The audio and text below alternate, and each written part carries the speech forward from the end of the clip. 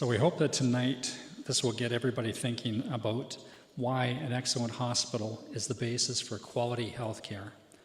And why is this important to you? Next, we have two representatives from the Bruce Gray Health Center.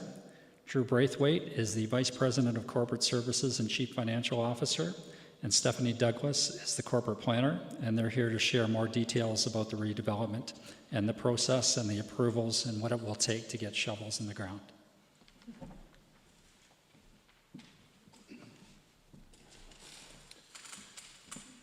Thank you very much. Hopefully I can do as well as Catherine has done in the explanation, so maybe she can take over for me. So I'm Drew Braithwaite, as I've been introduced here. So I'm going to take you through the process for the redevelopment, where we currently stand, and some of the next steps that we have to take. So on the next slide, I just wanted to introduce you to the project team and the stakeholders.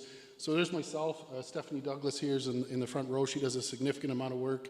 She's the project manager on this. We also work with a number of consulting firms. RPG is the functional programmer. HDR is the prime consultant as well as the architect. And we use EXP Engineering as well as NA Engineering, who has local offices here in Kincardine. For cost estimates, we use Hanscom. So every time that we do submit, we have to have an updated cost estimate as we go through this process. As everyone's aware, with construction, the cost of this climbs. So we have to keep that up to date to ensure that we get the appropriate amount of funding from the Ministry of Health. As far as program leads, we ensure that we get input and stakeholder engagement from all of our department managers and the frontline workers. One of the things that we've done for our design workshops is actually go to the Kincardine Hospital on off hours and during regular working hours. We've put up drawings in each of the departments, left them up for a couple weeks, and then allowed people to get their input on those drawings. From there, then we met with each staff member and talked about what they would like to see in those drawings and the improvements. We actually were in the emergency department, and Dr. Murray, I believe, was there, as well as Dr. Ballantyne, and gave their suggestions, as well as Dr. Roth. Over and above that, for patient and stakeholder engagement, we have the Kincardine Oversight Committee, so that's a subdivision of the board. There are members of the foundation here as well, so Jack Nanskaville, I believe, is here, and he's a big contributor to that. As well as we do go out to the Patient Family Advisory Committee. So what that is a membership of former patients for the health center that also provides inputs into the building and design. If you can go to the next slide. So I won't take you through the history of the redevelopment of the project. I'm sure everyone's aware that we've tried this a number of times. We are further than we've ever been as far as the redevelopment goes. We were approved to move to the stage 3.1 in 2022, but fortunately we were awarded an MRI project to incorporate into it. And one of the questions in the requirements that the ministry had was that we resubmit our stage 2 with the functional program included in there. We were able to keep everything else that we had done. We just had to work the MRI in to ensure that the flow worked in the building and the interdependencies for other departments also worked. So we've since done that. That's been back to the ministry, and we're currently working with them to advance. If you move on to the next slide. So here we've got the addition. I just kind of wanted to show here where the MRI will sit. So the existing hospital we've got on the next slide, but this lighter green area, and I apologize for my knowledge of colors, but right down here on the south east end, we'll place the MRI. So the current CT is right here. The MRI will be here on an outside wall. One of the reasons that we did that, most of these machines last about 10 to 12 years.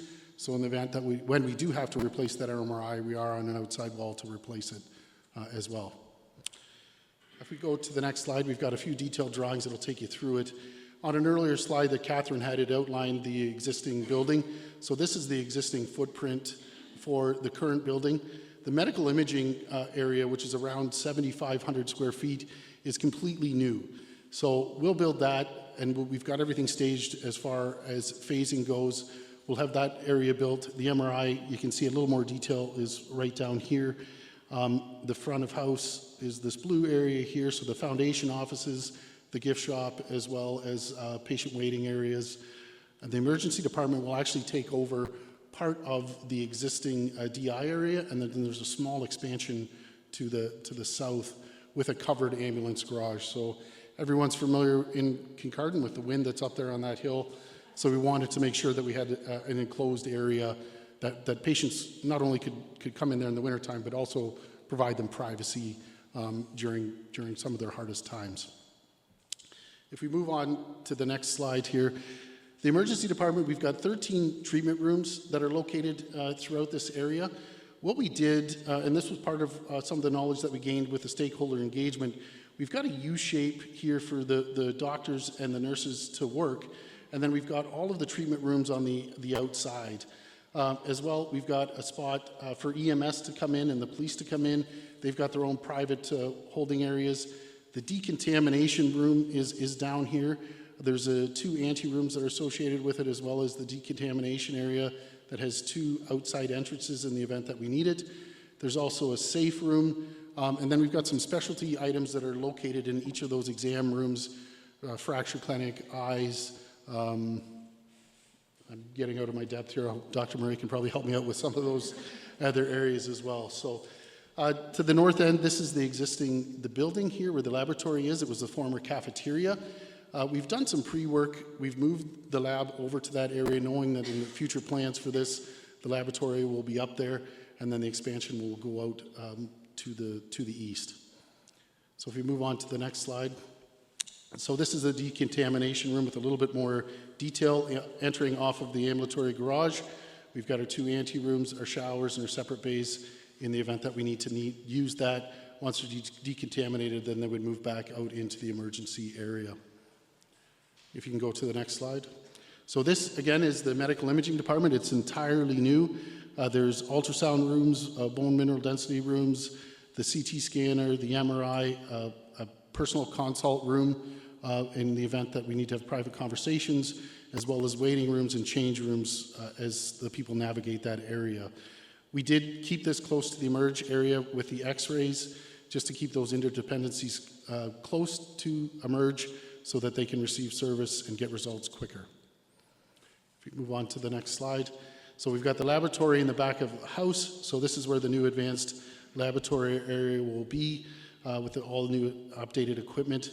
One of the other things that we did when we were looking at the design is this is the existing food services area, and knowing that this is a significant cost, we kept food services in that area that we wouldn't have to make major changes there. So it is a little bit smaller, but we will be able to have our fridges and all the areas that we need. The back of the house, so that's maintenance, and that's the housekeeping areas and the expanded loading dock. One of the other things that we've done here too is create a pathway for a clean and a dirty passage. So with infection control, with COVID, with a lot of the new infection control regulations after COVID that we need that separation of clean and dirty. So we're going to accomplish that in this area after loading dock here. We can keep our laundry, our linen, and all those items that we need to keep clean, and then take the refuse out here. So if we move on to the next slide, the front of the house, we've got a dedicated area. This is the medical imaging area, so we're just down in this area. You'll come in, there's a courtyard here as well that faces towards the medical clinic. We've got we've got a waiting room with the gift shop here as well, and some storage for the gift shop. The foundation has their own area with a working area and a meeting room and some storage. And then here we've got our private areas for patient registration and a business office, so that we're able to serve patients and give them a bit of privacy from the rest of the people that are waiting. Move on to the next slide. So where we are right now, we are at stage 2. We are moving to stage 3. We did have a recent meeting with the Ministry of Health, and we are going to work with them to get us advancing through this process a little bit faster. So we're going to work with them through that design stage in stage 3 and to get this going further. We go to the next slide. So what really we're looking and expecting to do is we're hoping to get approval to move from stage 3 by next June, approval of stage 4 in August of 2026, and then actually start construction in March of 2027.